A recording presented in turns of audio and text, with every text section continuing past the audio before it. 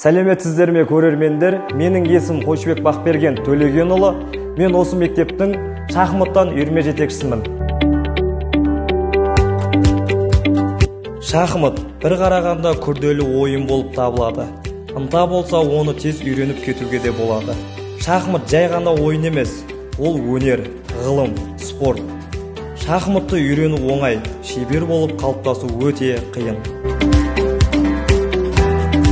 Менің есімім Бимақан Бағдәулет Әмірханұлы. Бұл шахмат ойынның мақсаты өте үлкен. Шахмат ойыны балалардың ақыл ойы мен математикалық өрісін дамытатын өте керемет ойын болып табылады. Шахмат өнерінің үздік үлгілері кез келген шығармашылық түрінің озық туындысындай тарихтағы орны оқшау тұрады.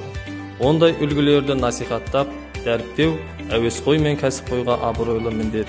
Өйткені шахмат өз кеңістігінде білім мен ғылымды, мәдениетті, спортты тоғыстыру арқылы адамның ой өрісін сапалық жағынан арттырып отырады.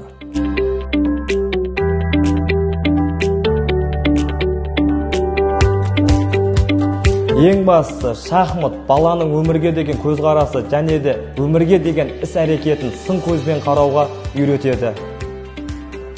Шах және мат.